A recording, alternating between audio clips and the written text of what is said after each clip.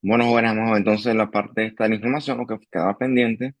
La primera parte de la inflamación aguda, algo un poquito del neutrófilo, de la función del neutrófilo, se habló un poquito del exudado, que es un edema que se forma porque hay aumento de la permeabilidad vascular. También se habla de los cambios vasculares que ocurren en los tejidos durante la inflamación. Se habla del tema este de la adhesión, de la selectina, las integrinas.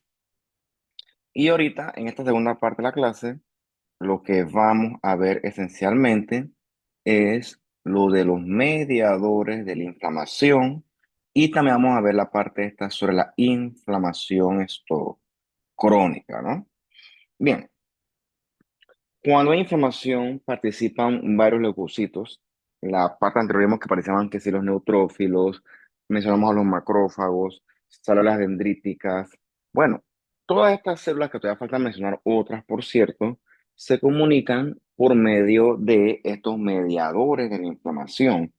Son mediadores tienen, o provocan varios cambios a nivel de los tejidos que provocan o que favorecen que se dé esta respuesta inflamatoria. Bien, estos mediadores inflamatorios son los que van a hacer que la inflamación se propague.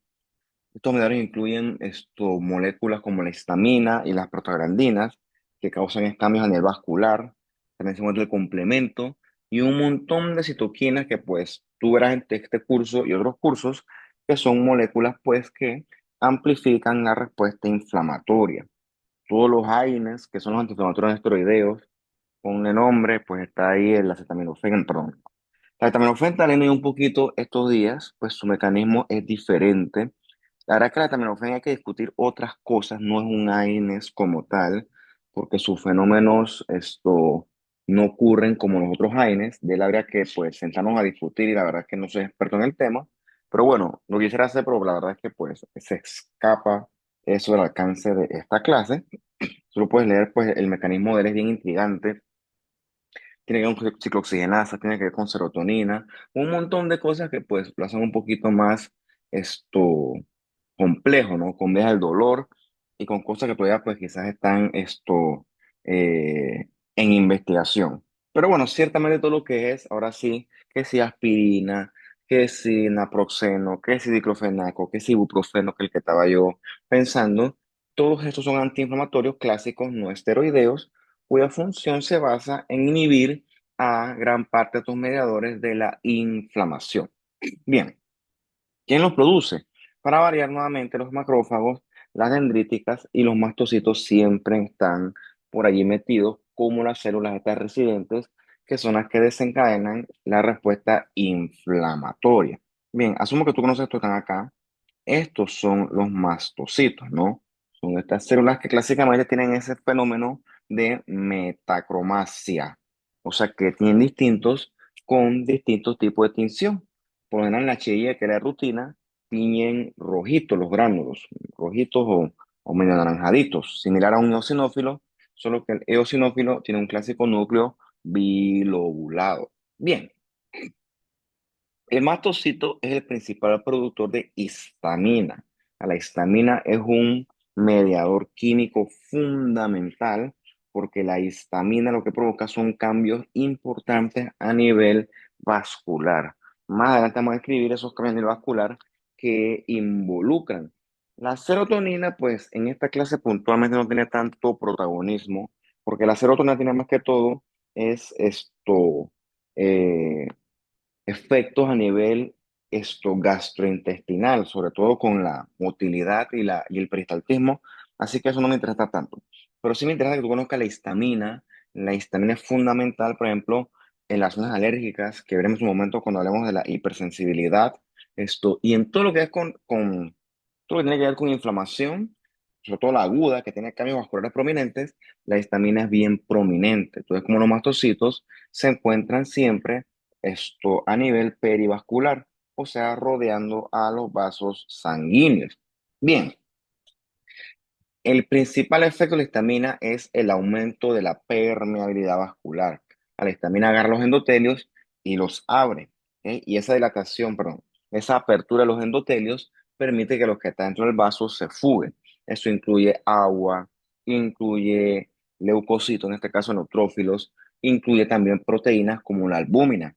Entonces, ese líquido que se acumula producto de este aumento de la permeabilidad vascular, eso será un líquido de tipo exudado, ¿ok? Este efecto que está aquí en celestito, el aumento de la permeabilidad vascular, es el principal efecto de la histamina.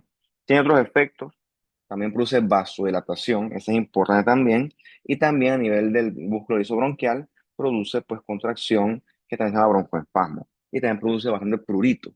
Todos son importantes, no voy a decir que no, pero quizás el que es más importante en este fenómeno de la inflamación es el aumento de la permeabilidad vascular. Repito, la histamina es el principal responsable del aumento de la permeabilidad vascular durante la respuesta inflamatoria. Bien, otros elementos que se producen aquí son los metabolitos del ácido araquidónico. Bien, ese ácido araquidónico está en la membrana plasmática de ciertas células.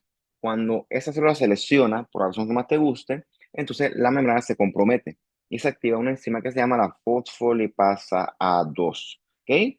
Entonces, cuando eso se ocurre, cuando se activa esta enzima, entonces el ácido araquidónico se convierte en algo que llamamos los eicosanoides. Dependiendo de qué célula sea lesionada, se pueden producir distintos tipos de eicosanoides que son mediadores importantes de la inflamación. Son los que vamos a verlos ahorita uno por uno. Bien, esos eicosanoides se producen por dos vías o por dos clases de enzimas. Está la vía de la ciclooxigenasa, donde se producen principalmente las prostaglandinas, y está la vía de la lipoxigenasa, donde se producen los leucotrienos, que son bastantes subtipos. Vamos a hablar solamente cosas generales de ellos y también se producen las lipoxinas. Bien, la primera ruta de esta vía es con la ciclooxigenasa y las prostaglandinas. ¿Quién las produce? Pues los mastocitos, los macrófagos y el endotelio, ¿no? La prostaglandina se produce en función de la ciclooxigenasa 1 y la 2. Y ya puedes ver algunos efectos aquí que producen: vasodilatación, inhibición plaquetaria, aumento vascular.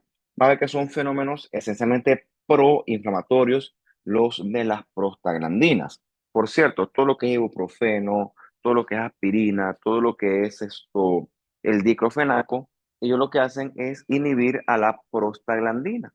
Porque cuando tú tienes una inflamación y te duele, te molesta, eh, esos efectos molestos de la inflamación, esos síntomas molestos, son causados principalmente por las prostaglandinas. Por eso que esos AINES son útiles para mejorar esos síntomas. Bien, como te mencioné anteriormente, las prostaglandinas tienen fenómenos proinflamatorios.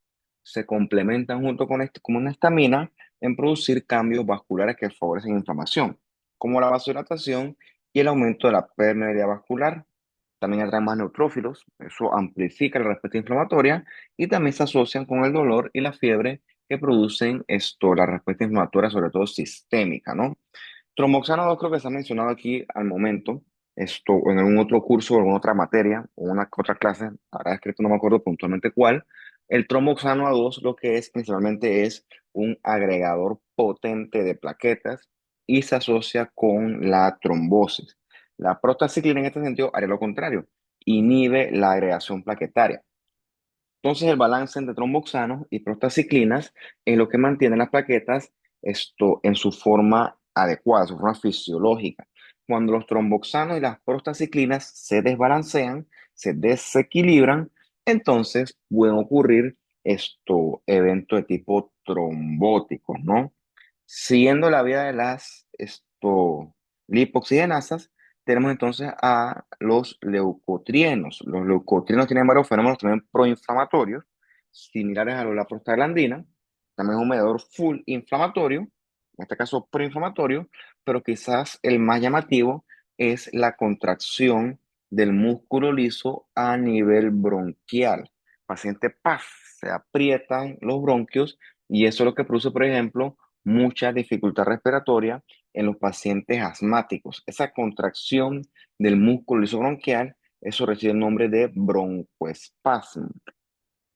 ¿Qué más hace el leucotrieno aparte de broncoespasmo? Bueno, también atrae más neutrófilos, favorece la interacción del leucocito con el endotelio para pues permitir esa adhesión y esa transmigración, favorece generación de radicales libres y también de enzimas lisosomales. O sea que es un mediador totalmente a favor de la inflamación, o sea, es full proinflamatorio y también quizás como principal función tiene esa contracción del músculo liso bronquial.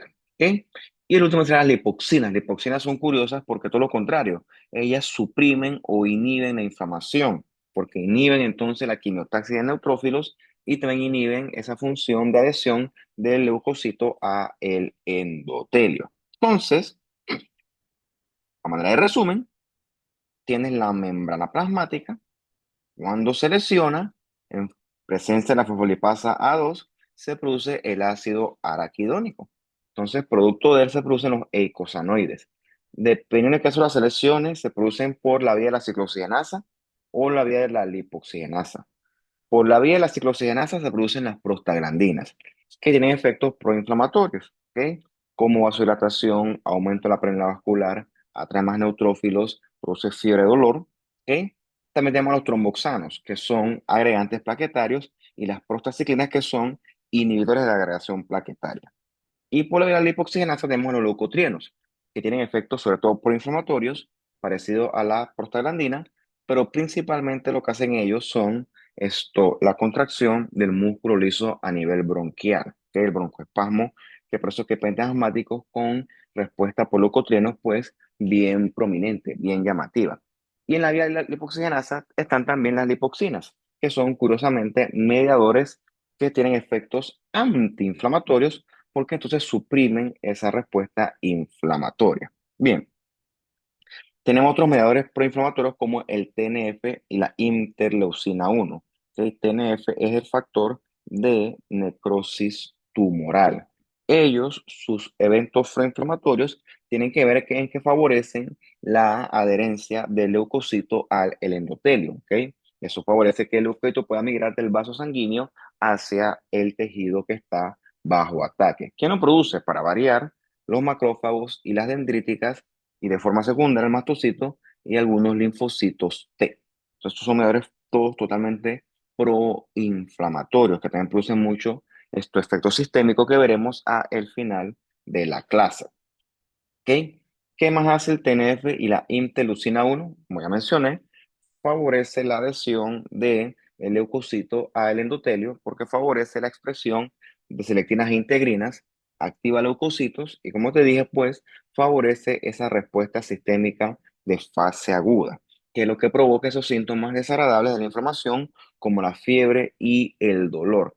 También el factor de necrosis tumoral lleva eventualmente a un estado proinflamatorio, donde el paciente se pone catabólico. Durante el catabolismo, el tipo consume todo su músculo, toda su grasa y prácticamente queda en los huesos. Eso se llama caquexia. Pero cuando es un paciente con un cáncer avanzado, ¿ok? El paciente está flaco en los huesos, y no es porque el cáncer se lo está comiendo como tal, sino porque el paciente está tan inflamado que él está en un estado catabólico, está consumiendo todo porque hay mucha inflamación de fondo con muchas citoquinas proinflamatorias y una muy importante es este factor de necrosis tumoral. Ustedes tienen huesos, ¿ok? No tienen ni tejido subcutáneo. Esa es la así llamada caquexia. Bien, quimiosinas, hay gente que dice quimioquinas, a mí no me gusta ese término, entonces es una cuestión de gustos.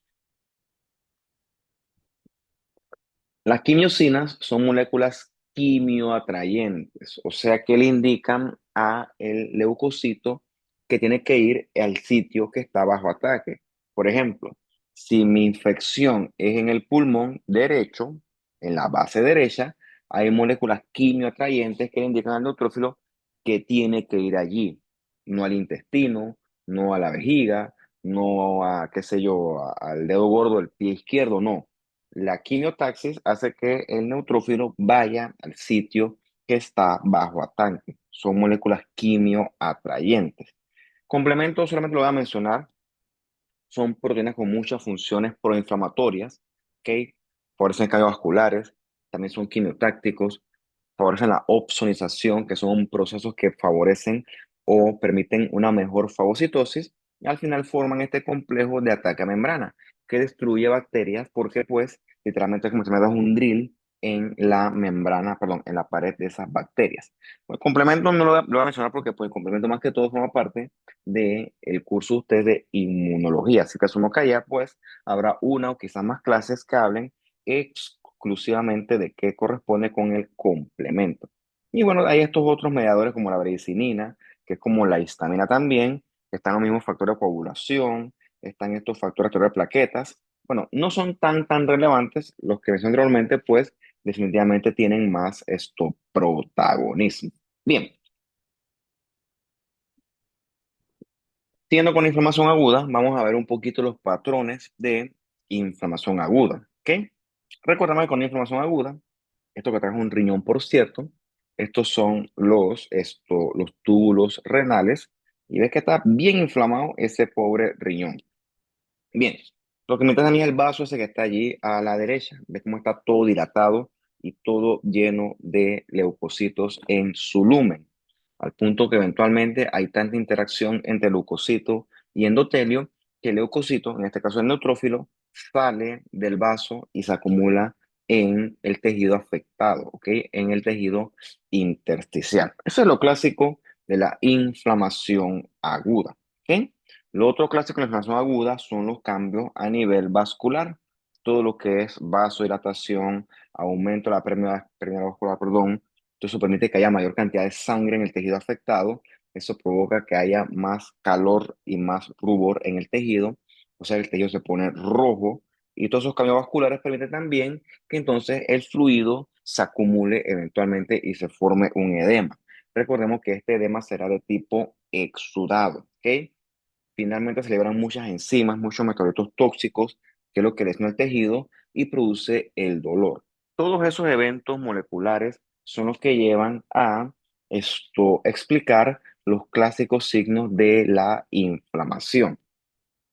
Por ejemplo, acá estos son fibras musculares lisas, ¿ok? Bastante alargados los paquetes estos, y en el medio de ellas eso está lleno de leucocitos, en este caso de neutrófilos. Eso es lo clásico que ocurre en una apendicitis aguda. Se llena la pared del apéndice, incluyendo la capa muscular propia, de un montón de neutrófilos que pues no deberían definitivamente estar allí. Bien, el primer patrón de inflamación aguda es la serosa. Tienes aquí entonces una epidermis y tienes aquí una ampolla debajo del estrato córneo, o sea, una ampolla subcorneal, una vesícula, una cavidad llena de fluido. ¿Cuándo ocurre esto? Por ejemplo, con una quemadura que te forma una vejiga. Entonces, esa vejiga se llena de fluido. La verdad que es un ataque esencialmente leve, no es una cosa así muy dramática, y no tiene nada que ver esto ni con infección ni con una inflamación tan potente. Por eso es que pues, el líquido que está aquí en esta vejiga es un líquido, entre comillas, clarito, limpio y con poco leucocito. Será un líquido seroso. Por eso se llama esto inflamación aguda serosa, ¿no? Y es la que ocurre, repito, cuando hay, por ejemplo, una quemadura superficial. Bien, el otro tipo de inflamación es una que puede ser en los libros, pero la verdad es que yo nunca he visto en vivo, es la inflamación aguda fibrinosa, ¿ok? Es cuando hay mucho aumento de la permeabilidad vascular, o sea, los endotelios se super separan y se fugan proteínas grandes, como el fibrinógeno. El fibrinógeno lo vimos en la clase de la hemostasia, que es como un pegamento que se transforma en fibrina y consolida el tapón plaquetario definitivo. Bueno, esa fibrina se acumula y pues pega todo, ¿ok? Adhiere todo. Como este corazón que está acá, queda todo lleno de fibrina, queda todo pegado literalmente y eso mecánicamente va a esto afectar la dinámica de este órgano. Es como tú traes sentado en el salón y yo te tiro entonces un balde de cemento encima y te digo, bueno, no te muevas. Entonces te vas a secar y va a quedar tú toda pegada o pegado a el salón o a la silla por ese montón de cemento. Algo así ocurre acá. Queda el pobre corazón lleno de fibrina, todo inflamado y todo pegado a sus estructuras adyacentes, principalmente el pericardio. La fibrina será así como lo ves acá, ¿no? Un material rosado amorfo, ¿ok? O sea que no tiene forma. Se ve la fibrina en un microscopio. ¿Ves aquí entonces este corazón? Está el pericardio aquí abierto y todo esto amarillo acá. todo eso es el depósito de fibrina.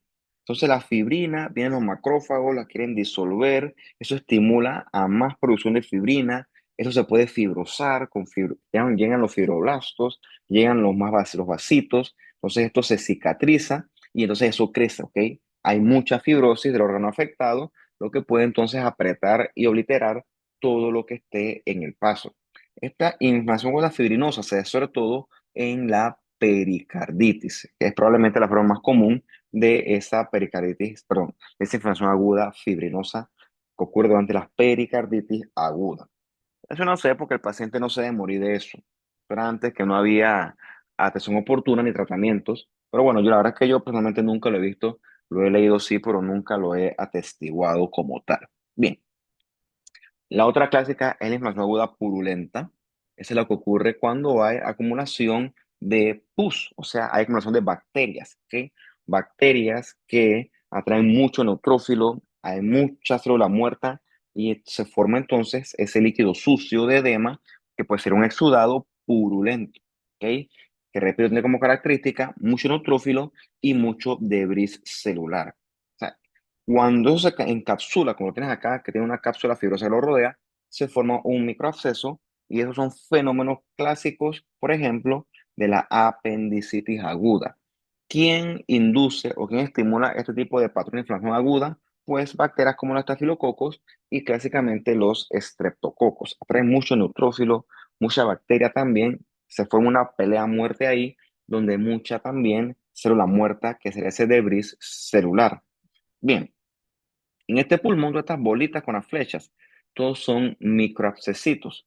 Si lo frajas al microscopio, tienes mucho neutrófilo, mucha bacteria, mucha célula muerta, esto en una sola colección. O sea, eso es pus, ¿ok? Cuando esa pus está acumulada en una colección, eso se llama un abscesito y a veces, pues, debe ser drenado para que eso resuelva. A veces el antibiótico, pues, no es suficiente. A veces mucha, gran cantidad de las veces. Ves esto aquí, ¿no? ¿Ok? Ves que hay mucho neutrófilo y en el fondo hay cosas así morada larga. Larga, la estructura así, eso es célula muerta, eso es debris celular. Si hiciéramos una atención aquí, viéramos que hay bacterias en el fondo. Lamentablemente por la Sheye no es, no se puede apreciar bien ese fenómeno, pero esto que está aquí es material de tipo purulento, ¿no? Bien, lo otro son las úlceras. Una úlcera no es que yo agarro qué sé yo, como cuando estás más chiquitito, jugabas fútbol en la calle y te resbalas y te raspas la rodilla y se erosiona la piel. No, eso es una erosión, eso no es una úlcera. Para que haya una úlcera, tiene que haber necrosis del epitelio de superficie. Que esa necrosis, que puede ser por la razón que más te guste, isquemia, hipoxia, por infección, por trauma, no sé, línea, isquemia hace que el epitelio se desprenda, ¿no? ¿Ok? Y entonces cuando el epitelio se desprende, eso se acompaña de inflamación. ¿Ok? Entonces, eso lo que provoca es que la superficie del epitelio esto no esté desprovista en esa área y eso es lo que provoca esa ulceración. Otra buena causa tiene que ver con problemas a nivel vascular. Clásicamente ocurre en el paciente diabético. La diabetes no la veremos hoy, la veremos creo que al final del curso. En el paciente diabético, pues, hay problemas a nivel vascular, hay problemas de cicatrización y de inflamación, lo que causa que esa gente, esos pacientes, perdón, te hagan inflamaciones persistentes que se sobreinfectan. Eso es el clásico pie diabético, ¿ok? La úlcera ocurre, repito, porque hay necrosis de esa área, porque pues hay problemas vasculares y hay sobreinfección. Entonces, esas úlceras que son ahora crónicas, ¿ok? Van a cursar con inflamación que es crónica, también con aguda si se sobreinfecta y con intentos de reparación. La verdad que no están bonitas ya están en vía de reparación porque están bien cuidadas. Porque no cuidas eso, se sobreinfecta eso y por eso es que eventualmente eso termina o puede terminar en una amputación. Bien, esto que está nuevamente acá es una epidermis. Aquí está entonces glándulas sebáceas y ves acá cómo está el epitelio ulcerado. La epidermis está ulcerada y eso que está aquí, esos puntitos, eso es debris neutrofílico, que cuando hay una úlcera hay una respuesta inflamatoria siempre de base. Bien, con respecto a la inflamación aguda, la resolución va a depender de qué tipo de lesión fue, cuánto duró, cuál fue el sitio afectado y va a depender del estatus del hospedero como tal. Hay tres posibles desenlaces, ¿ok? Que la inflamación aguda resuelva todo, ¿ok? Eso ocurre en mundos ideales, que no son este, por cierto. Lo otro es que el tejido afectado, pues, quede todo destruido y toque, pues, reemplazarlo por una cicatriz. Y lo que suele ocurrir es lo que vamos a ver ahorita, que es que el asunto progrese hacia inflamación crónica, ¿no? Como bien dice la palabra, esta es crónica, esta es demorada, esta es mucho más prolongada. O sea, eso no es muy difícil de deducirlo, ¿no? Como dice crónica, definitivamente puede durar días, semanas, y en el caso de un evento que sea autoinmune, el asunto prácticamente puede ser eterno. La inflamación crónica es destructiva, es severa. La inflamación crónica es un insulto potente hacia los tejidos. Una inflamación intensa que también suele estar acompañada de intentos de reparación de estos tejidos. Sobre todo cuando el asunto es, entre más crónico, más destrucción del tejido habrá, con más intentos de reparación. La inflamación crónica puede ser luego de la inflamación aguda, como hemos hablado, o aparecer de nuevo. Aparecer de nuevo quiere decir que aparece pues de la nada. ¿Qué cosas llevan a inflamación crónica? Bueno, una infección persistente es la que vamos a ver principalmente hoy en el contexto de, por ejemplo, la infección por tuberculosis, ejemplo clásico, ¿ok? Y lo otro que veremos cuando hablamos de sistema inmunológico va a ser en respuesta a estas enfermedades por hipersensibilidad, que son esencialmente las enfermedades autoinmunes. Bien, la infección persistente crónica clásica de nuestro medio obedece a un bicho que es difícil de erradicar. Reitero, el mejor ejemplo de esto es con la tuberculosis. La tuberculosis tiene mecanismos para evitar la fagocitosis. Eso hace que tu cuerpo, tus leucocitos se frustren y la frustración, entre comillas, de ellos lleva a una inflamación muy potente, demasiado potente, que ahora sí será una inflamación destructiva. Se forma esto que ves acá. Ves que es una bola rosada. ¿Ok? Bola rosada porque está constituida por macrófagos. Los macrófagos aquí tienen abundante citoplasma eosinofílico pálido. Recuerdan a las células epiteliales, por eso se llaman macrófagos epitelioides o también, ¿por qué no?, histocitos epitelioides.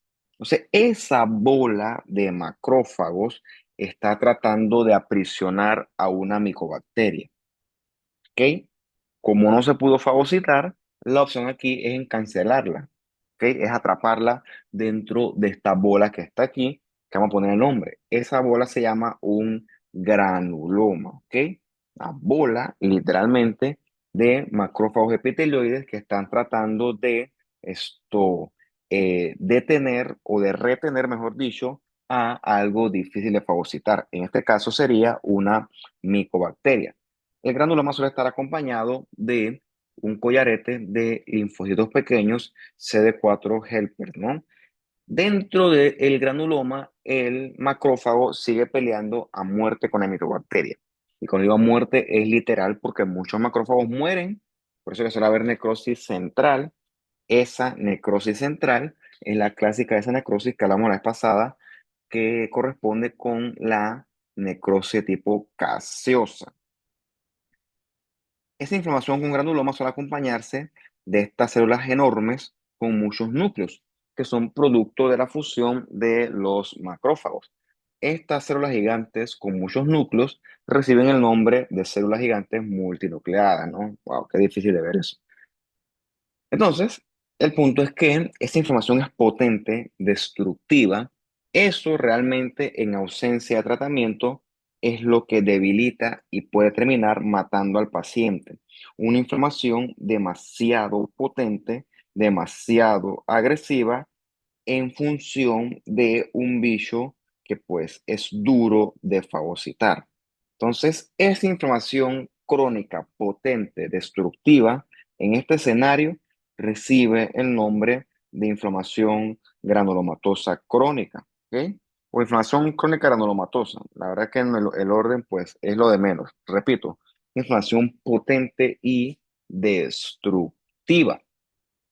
Veremos también que hay todas las enfermedades autoinmunes, que donde la respuesta inflamatoria es inadecuada, potente y también destructiva. Todo lo que es lupus, artritis, esclerosis múltiple. Y aquí también podemos incluir perfectamente a las alergias. Aquí solo le voy a mencionar porque, repito, solo veremos en su momento con más detalle, ¿no? Las alergias, para que te hagas una idea, son inflamaciones carentes de fundamento biológico. Por ejemplo, si yo soy alérgico al pelo de los gatos, esa inflamación, ¿para qué existe? El pelo del gato no existe para hacerme daño ni para matarme. Entonces, ¿por qué yo reacciono así? Bueno, porque mi sistema inmune es hipersensible. Repito, es una cuestión por hipersensibilidad, porque realmente no tiene sentido biológico ese tipo de respuestas inflamatorias. Veremos otras causas que son crónicas, que esas tienen que ver con depósitos de cosas esto, que provocan mucha inflamación de forma sostenida. Un buen ejemplo es la aterosclerosis, donde la presencia de colesterol hace que la pared de la arteria afectada se inflame de forma crónica. ¿Ok? Por suerte en nuestro medio no hay tóxicos como tal, esos tóxicos como el asbesto o el sílice, eso no aplica aquí. Y bueno, vamos a ver que en enfermedades crónicas, ¿ok? Todas las que estudiamos después, todo lo que es ya mencioné aterosclerosis, pero todo lo que es, por ejemplo, los pacientes diabéticos, todo lo que es los pacientes con cánceres, los pacientes con cosas persistentes, infecciones crónicas de fondo, siempre esas enfermedades crónicas van a tener un componente de inflamación crónica de base, aunque sea leve, pero todas estas cosas crónicas, enfermedades crónicas, tienen un componente inflamatorio de base. ¿Ok? Bien. ¿Qué cosa vemos nosotros en inflamación crónica? ¿Ok? Vemos principalmente inflamación que está constituida por mononucleares. Mononucleares contrasta con los polimorfonucleares que corresponderían con los neutrófilos de la inflamación aguda. ¿Quién se encuentra en la inflamación crónica? Principalmente los macrófagos, ¿ok? Son los protagonistas porque son los que más viven. Los linfocitos, tanto T como B, y las plasmáticas productoras de anticuerpos, que cuando estas células están allí, la inflamación es potente y destructiva, ¿ok? Y es tan prolongada, tan crónica, que eso coexiste con intento de reparación, con engrosamiento, como este pulmón, ¿ve? Engrosamiento de los septos alveolares, súper fibrosados, súper gordos, súper gruesos. Es un intento de reparación del tejido en consideración también con la proliferación de vasitos sanguíneos. Bien, esto que está acá es una vesícula biliar, ¿ok? El epitelio biliar es el epitelio cilíndrico simple con microvellosidades. La función de la vesícula es, de forma simplificada, almacenar bilis, ¿ok? Esa es esencialmente la función de la vesícula biliar. Entonces, la bilis a veces tiene mucho colesterol, y a tu cuerpo, a tus leucocitos, no les gusta el exceso de colesterol y lo comienzan a fagocitar. ¿Ok? Eso provoca inflamación, que es lo que vemos aquí. Ven aquí en la lámina propia de esta vesícula, estas células grandototas con abundante citoplasma pálido espumoso. Pues son macrófagos que están fagocitando colesterol. Se llama colesterolosis. Eso es clásico de las inflamaciones de la vesícula que se acompañan con piedritas. Estos macrófagos que fagocitan colesterol se les llama macrófagos espumosos o células espumosas, ¿ok? Y son parte de un componente de inflamación crónica. Bien, entonces, en inflamación crónica vemos una inflamación potente, persistente, con daño al tejido y con intentos de reparación. Principalmente los que participan aquí son estos que están acá. Estos son los linfocitos, B y T. Aquí no se puede ver porque pues, por morfología no puedo decir cuál es. Este que ataca es un monocito. Recordemos que el monocito está es en la sangre, como bien ves en esa imagen. Cuando el monocito llega a los tejidos afectados, él se diferencia entonces en un macrófago. Lo contrario también aplica. Los macrófagos no viajan por la sangre. Los macrófagos residen es en los tejidos. Por eso se llama también histiocitos, ¿ok? Histios o histos de tejidos, citos de células, o sea, células de los tejidos. O sea que no, el monocito está por la sangre, el macrófago está en los tejidos.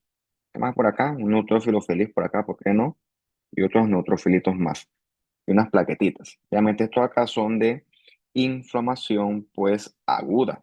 Bien, el macrófago es la célula que predomina en la inflamación crónica. Él tiene muchas funciones. La principal tiene que ver, o la más conocida tiene que ver con la fagocitosis, pues prácticamente cualquier cosa.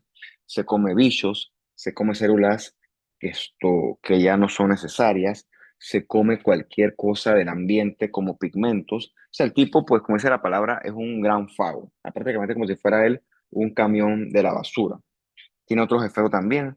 Produce citoquinas, produce factores de crecimiento, presenta antígenos, produce mediadores proinflamatorios y también activa linfocitos T. También repara los tejidos. El macrófago tiene muchas funciones, ¿no? Macrófagos hay virtualmente en todos los tejidos del cuerpo. Están las células de Kupffer en el hígado, están los macrófagos esplénicos, están los macrófagos de cuerpo tingible en el ganglio linfático, está la microglía, hay en el pulmón, están los osteoclastos del hueso. Hay macrófagos prácticamente distribuidos a lo largo de todos nuestros tejidos. Por eso son los histiocytos. Y colectivamente todos estos macrófagos, que son hermanitos, pertenecen a este sistema mononuclear fagocítico. Bien, los monocitos van por la sangre, ¿ok? Van circulando por la sangre, vigilando que todo esté bien. Cuando hay un ataque, entonces se desencadena una respuesta inflamatoria. Los monocitos interactúan con el endotelio, similar a lo que vimos en la clase anterior, ¿ok? Por medio de selectinas e integrinas, y entonces el monocito abandona la circulación y va hacia los tejidos afectados. Cuando el monocito llega al tejido afectado, entonces se diferencia hacia el macrófago, que el macrófago es el que entonces comienza a hacer su trabajo de fagocitar y de amplificar la respuesta inflamatoria. Repito, ¿por qué el macrófago predomina en la respuesta crónica? Porque el macrófago tiene esa habilidad de vivir mucho tiempo, que el tipo hasta quizás años puede vivir.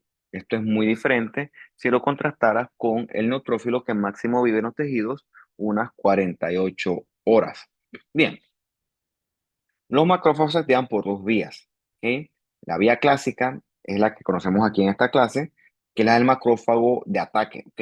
El macrófago que es un fagocitador experto y que mata microorganismos. Estos se activan sobre todo por medio del interferón gamma. El de la vía clásica es el macrófago proinflamatorio.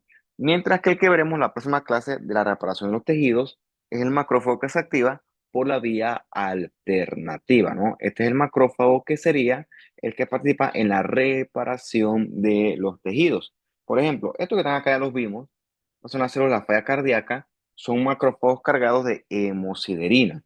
Son macrófagos que fagocitan eritrocitos que no deberían estar en el pulmón. Son del tipo, la vía clásica, otra le llaman la vía M1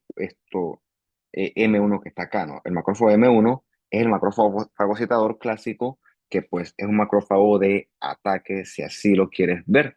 Bien, el macrófago que se activa por la vía clásica, pues es activado por ciertos bichos, ¿no? Ciertos elementos del microbio que activan estos receptores de tipo TLR, que son Toll-like receptors. También puede ser activado por el linfocito T y el interferón gamma. O sea, este macrófago M1 clásico es un macrófago de ataque, es un macrófago proinflamatorio, es un macrófago experto en fagocitosis y en producción de citoquinas proinflamatorias que amplifican esa respuesta de inflamación. Reitero, el de la vía alternativa es un macrófago antiinflamatorio, ¿ok? Que participa esencialmente en la reparación de los tejidos. Ese lo veremos en la próxima clase. Bien, el macrófago en este contexto, su principal función es fagocitar, comer y destruir. Vamos a decir que eso funcionó, que la información hizo el trabajo y el agente ofensor fue destruido. Entonces, en ese momento, el macrófago participa es en la reparación de los tejidos. En ese momento, lo que él favorece es entonces que el tejido pues se cicatrice y entonces esto hasta cierto punto se regenere. No solamente fagocita, ¿ok? También el macrófago produce factor nervioso tumoral, interleucina 1 e icosanoides y también puede presentar antígenos a los linfocitos T para que se forme entonces una respuesta de inflamación más potente. ¿Ok? El macrófago es un leucocito que cuando ataca, el ataque es destructivo y potente. ¿Ok? Entonces, que el macrófago, en la inflamación crónica, se caracteriza por destruir mucho tejido. Como tú ves esta cosa aquí, la vesícula con colesterolosis. O sea, suele haber piedras, suele estar inflamado. Por eso es que muchas de esas vesículas terminan en la colecistectomía, que es la resección quirúrgica de la pobre vesícula. Bien.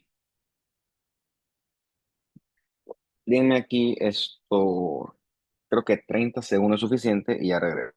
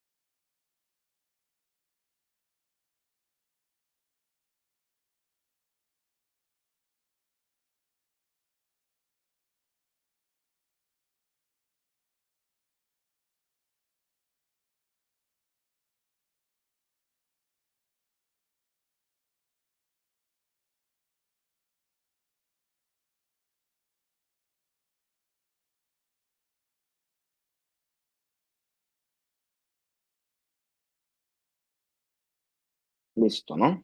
Lo otro de los linfocitos. Los linfocitos, pues, son muy diversos, por lo tanto, tienen muchas funciones. ¿Ok? Están los linfocitos T y los B. En este caso son células totalmente proinflamatorias. Veremos que el linfocito en general es el que participa en la inmunidad adaptativa. Cuando el linfocito está en el tejido, ¿ok? El linfocito es parte de la inflamación crónica y su ataque también es potente y destructivo. Los linfocitos son sobre todo prominentes en temas que tienen que ver con autoinmunidad.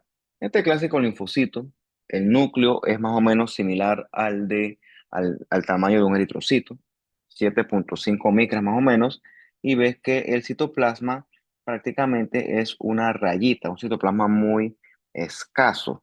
Por eso que la vez pasada me mostró una compañera una célula con un citoplasma bien basofílico, no era azul, era como un color índigo esa célula, y la verdad es que ella me dijo que eso era un eritrocito, un linfocito, perdón, pero sinceramente, o sea, yo no quiero hacer controversia con otro profesor, pero pues yo sinceramente no estoy de acuerdo.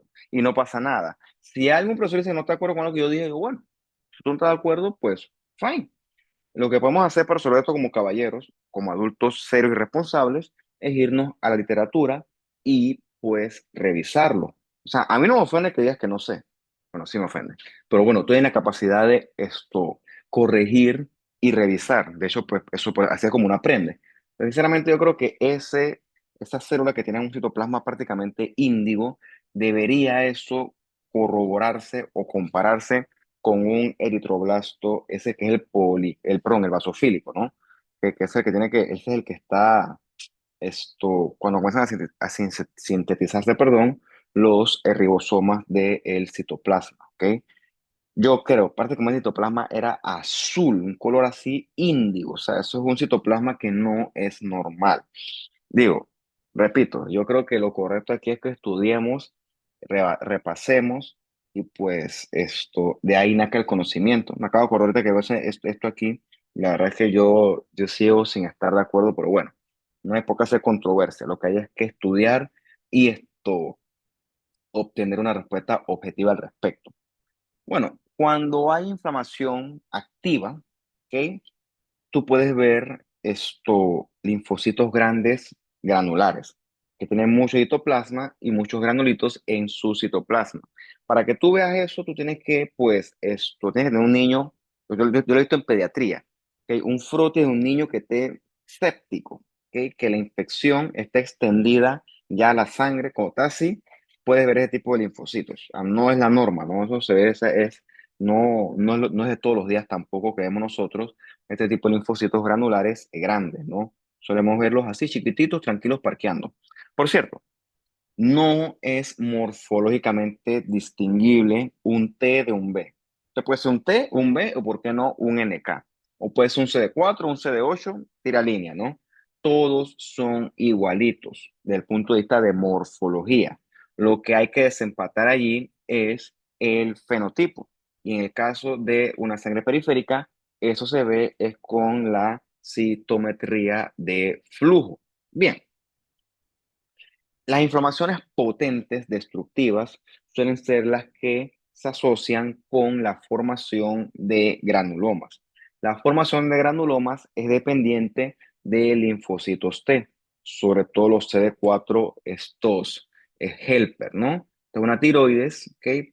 Obviamente, pues aquí el detalle no es tan bueno, pero esta bola que está acá, esta bola es un folículo linfoide secundario con formación de centro germinal. Cuando en un tejido tú ves eso, la inflamación que está en ese tejido es una inflamación potente y destructiva. ¿Ok? Creo que hay una mejor imagen más adelante. Bien, los TCD4 son para mi concepto los leucocitos más importantes de la inflamación. El TCD4 es como si fuera un oficial de alto rango. O sea, el TCD4 no se mete a pelear directamente con el bicho en cuestión. No digo bicho, me refiero a cualquier tipo de bacteria, hongo, parásito, ponle nombre, ¿no? Yo digo bicho porque pues es más fácil de mencionar que microbio, que agente infeccioso, que whatever. Bicho es más fácil de mencionar y la lengua pues me colabora con esa palabra. CD4 no se mete a fagocitar ningún bicho, por Dios. El CD4 está a otro nivel. El CD4 es un tipo de alto rango. De hecho, es el tipo de más alto rango. Es como, por ejemplo, tú vas en la calle y un teniente no se va a meter a corretear a un maleante que se robó unos cigarrillos en una tienda de un chinito, por Dios. No, eso le corresponde a los policías de menor rango.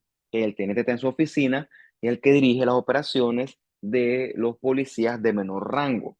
Así es como yo veo al TCD4. Él es como el teniente de su sistema inmunológico. En lo que produce son citoquinas que atraen y activan otros leucocitos, como a los macrófagos, por ejemplo, para que se promueva y se amplifique la respuesta inflamatoria.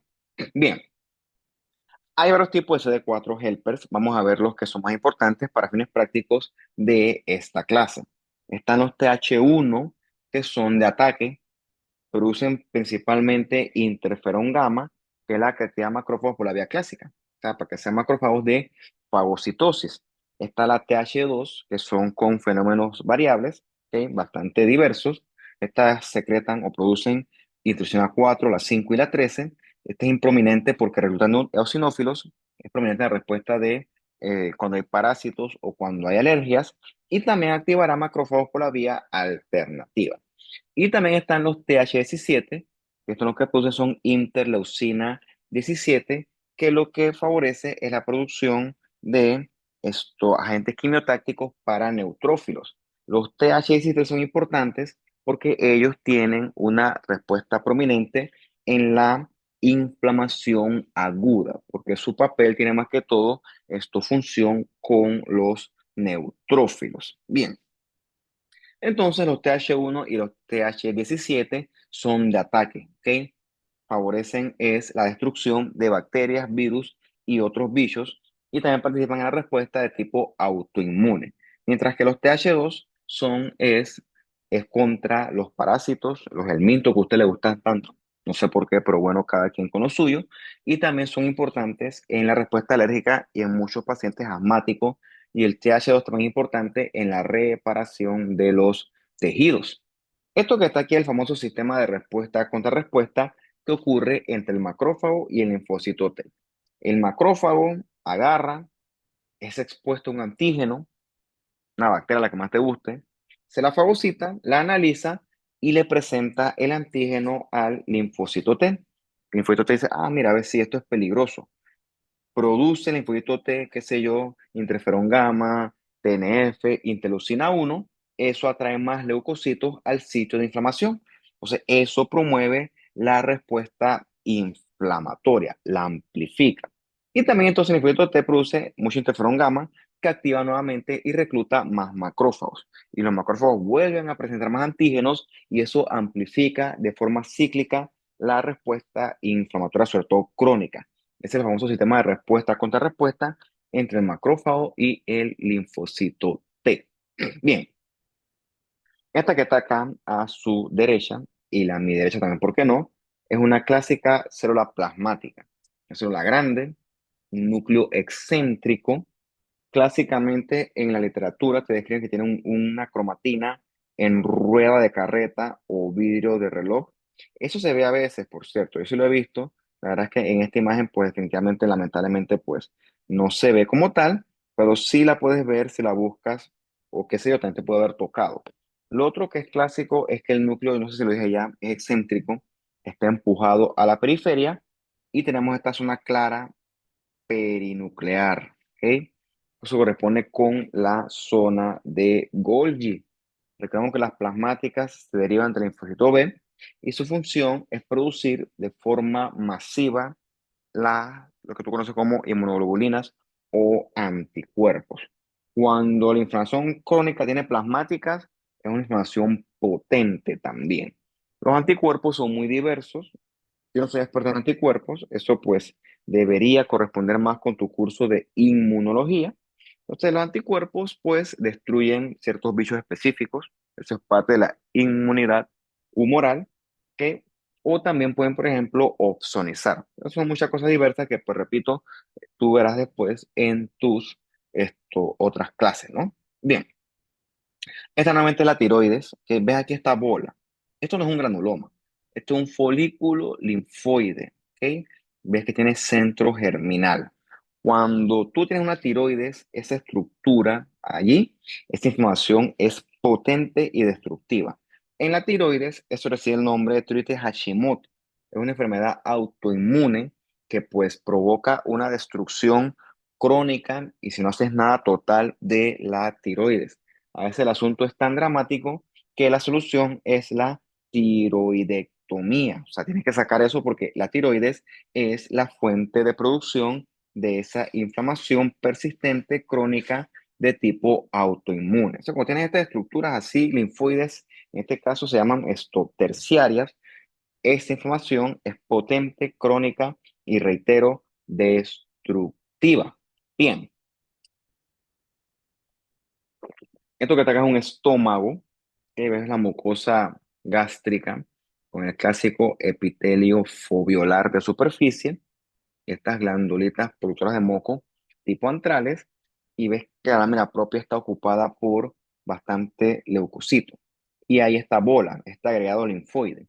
Eso obedece a una formación de folículos linfoides. Cuando tú tienes eso en una biopsia gástrica, eso, hasta que se demuestre lo contrario, eso es casi que 100% Helicobacter. O sea, es más, yo me diría como que, ¿sabes qué? Yo me aviento. Yo digo que eso que está allí es una gastritis por Helicobacter, porque la verdad que pues es una cuestión clásica, ¿no? Clasiquísima, ¿qué te digo yo? ¿Ok? Cuando tienes eso, tienes que confirmar la presencia de la bacteria con condiciones especiales. Está la Warthin Starry, que se ven ellas negritas, una tizón de plata de fondo amarillo. Esa me gusta más, pero es más cara. La que usamos acá a veces también es la Giemsa. Saben que Giemsa tiñe azul sobre azul, por lo tanto, el contraste no es muy bueno, ¿no? La otra es superior a la Warthin Starry, pero pues es considerablemente mucho más cara. Bien, También podemos ver eosinófilos en la inflamación crónica, sobre todo cuando el asunto es causado por parásitos que suelen ser bastante obstinados. Los eosinófilos son atraídos por la eotaxina. El eosinófilo produce proteína básica mayor que sí, es un arma potente contra los parásitos, pero también es potente contra nuestros propios tejidos.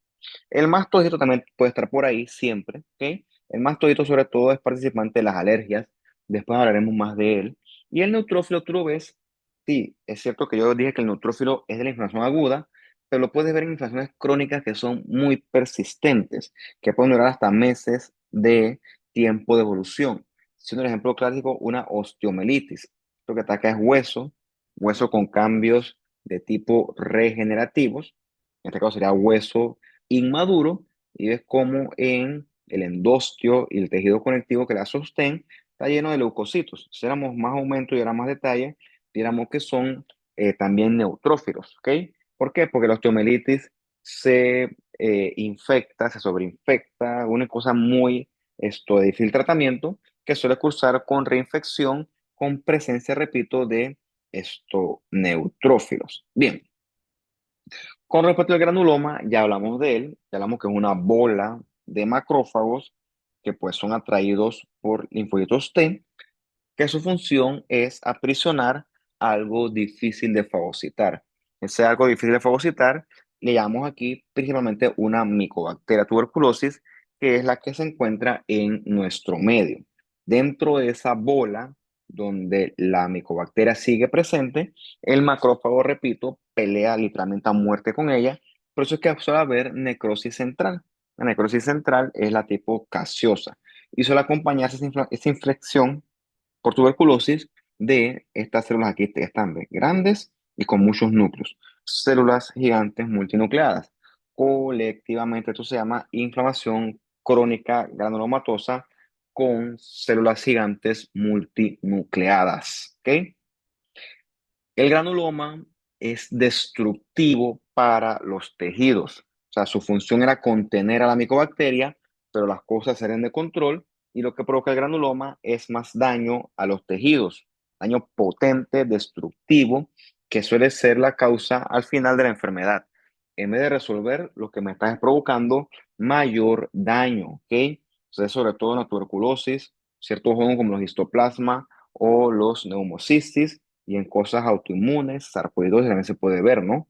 Hay dos tipos, los tipos inmunes que son los infecciosos y los tipos cuerpo extraño.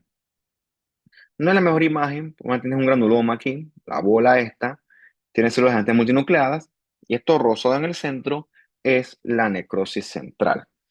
Un granuloma con necrosis central prácticamente que eso también es tuberculosis. En nuestro medio, hasta que se demuestre lo contrario. Tienes que demostrarlo en el contexto del tejido con la tensión de Sil-Nielsen, que es la ácido alcohol resistente, y complementarlo con pruebas de laboratorio. Me parece a mí que en estos tiempos y en nuestro medio sería muy engorroso esperar un cultivo que demore, qué sé yo, 6 a 8 semanas. Actualmente existe PCR, que prácticamente te detecta esto de forma casi que inmediata, ¿no? Creo que eso es lo que ustedes se deberían entrenar porque pues, parece que el cultivo queda siendo ya una herramienta, pues, el siglo pasado, literalmente, para este tipo de diagnósticos. Entonces, dentro del granuloma los macrófagos están peleando a muerte contra esas micobacterias y no lo están logrando. Eso lo que está provocando es que el granuloma crezca, que se formen más. Y entre más se forman, más destrucción habrá en el tejido. ¿Ok? Pues aquí una que son cíclica que perpetúa esa respuesta inflamatoria que, repito, termina en más destrucción del pulmón. Pulmón no solamente es el que se afectado en tuberculosis. Vamos a ver que la tuberculosis afecta literalmente cualquier órgano, cualquier tejido del cuerpo. Ve aquí nuevamente esta bola, el granuloma, esto que está aquí, esta, esta, esta. Hay un montón. Esta. Son células gigantes multinucleadas. Y en el centro, lo rosado amorfo, eso corresponde con la necrosis central. Granuloma, repito, eso es casi en nuestro medio. Pone el sello sin miedo. Eso es tuberculosis. Bien, el resto o los otros son el adenoma tipo cuerpo extraño. Este es parecido al anterior, pero no va a haber necrosis central porque no tiene nada que ver con infección. Tiene que ver cuando, por ejemplo, el paciente le pone una sutura, una grapa quirúrgica, es un cuerpo extraño. Aquí en este caso es un folículo piloso que pues se enterró, un pleito enterrado también. Esto genera este tipo de respuesta inflamatoria. ¿Por qué? Porque el cuerpo extraño no se puede fagocitar y tus macrófagos y compañía se frustran y les toca generar una respuesta inflamatoria con granulomas que pues aquí no pasa mucho pues porque en verdad pues el cuerpo extraño al final se retira y pues eso resolvería esencialmente el problema. Nosotros solemos verlo en sitio de biopsia anterior. ¿Ok? En una biopsia anterior, el cirujano o el que correspondería manipuló el tejido, lo suturó o le puso grapas y eso hace que el tejido se llene de estas células montones, ¿ves? Está todo lleno de células gigantes multinucleadas. Son células tipo cuerpo extraño. Bien, y ya para terminar con esta clase, que es lo que correspondía, vamos a ver un poquito el efecto sistémico de la inflamación. Bien, ustedes que gran porcentaje se las pasan enfermos, yo no puedo explicar por qué eso sucede. Bien, enfermo me refiero a que están, por lo general se resfrían con bastante frecuencia. La verdad que el resfriado no molesta ni los mocos tanto, ni la tos, ni el dolor de garganta. Esas son cosas que son tolerables. Yo considero, por experiencia propia, que lo que más molesta el resfriado es lo que te incapacita. Por ejemplo, el dolor de cabeza, el malestar general. Y si es como la que hay mucha influenza, que es más potente, es más virulenta, sería, por ejemplo, ese dolor articular y el cuerpo en general.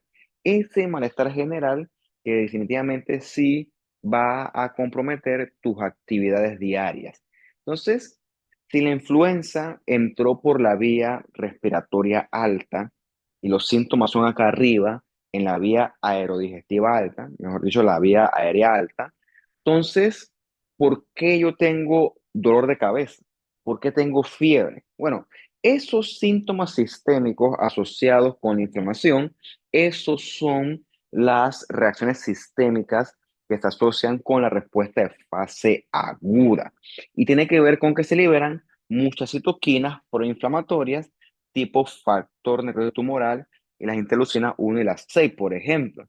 Entonces, ese montón de citoquinas que se liberan de forma masiva durante este tipo de respuestas, esto sobre todo infecciosas, llevan a que se produzca fiebre, leucocitosis y producción de esos reactantes de fase aguda. Bien, la fiebre es un término controversial de definir porque puede tener muchas definiciones, pero según el libro consiste en la temperatura del cuerpo de 1 a 4 grados. Para eso tuviera que saber cuánto es mi temperatura normal y más o menos ronda los 37,3 grados por ahí, quizás 37,5, ¿no? ¿Ok? La fiebre es muy prominente, es muy sintomático para el que lo tiene y suele ser inducido por principalmente bacterias, ¿no? Esas bacterias inducen varios cambios que se traducen en que las prostaglandinas del hipotálamo aumentan la temperatura del cuerpo, literalmente para cocinar a las bacterias dentro de tu cuerpo, pero fine, eso también va a cocinar a los otros tejidos dentro del cuerpo, ¿no? Es como si, por ejemplo, en la casa mía se mete una culebra y yo, bueno, pues, a quemar todo esto, ¿no? Agarro yo gasolina, está la culebra y yo, bueno, ha sido una palabra sucia, ¿no? Se prendió todo esto, ¿no? Y yo prendo la casa y se prende la culebra y me prendo yo también, gané, pero perdí. Vamos a hacer la fiebre, ¿ok? Cuando hay fiebre, las bacterias producen muchos productos endotóxicos, como los liposacáridos, ¿ok? Eso hace que sea una respuesta inflamatoria potente con mucha liberación de interleucina 1 y factor de necrosis tumoral. Vimos que eso hace que se produzca también eventualmente muchas prostaglandinas. Algunas prostaglandinas van a el hipotálamo, sobre todo está PGE2, y entonces esas prostaglandinas van a inducir un aumento de temperatura en el hipotálamo, repito, para literalmente matar a las bacterias calcinándolas dentro de tu cuerpo. La fiebre molesta, duele, produce malestar, es muy sintomática y si aumenta mucho la temperatura es peligrosa y problemática. Por eso que tenemos medicamentos muy populares como el acetaminofén que disminuyen la fiebre porque interfieren con el mecanismo de las prostaglandinas. Bien, lo otro que se produce durante la respuesta inflamatoria sistémica es las proteínas o reactantes de fase aguda. ¿Ok? Una muy conocida es esta proteína C reactiva. O sea, cuando tú estás inflamado, sobre todo cuando es una cosa infecciosa, como una neumonía, que es lo que vemos nosotros a nivel intrahospitalario, el hígado produce mucha proteína C reactiva. Esta es útil en la práctica porque, por ejemplo, tú tienes un paciente que le está dando antibióticos, ¿ok? Y el paciente, pues, hoy tienes una PCR alta, le das, qué sé yo, 3 4 5 de antibióticos, vamos a hacer respuesta con la PCR, le hace una PCR control y está igualito, ¿ok? O peor, está más alto.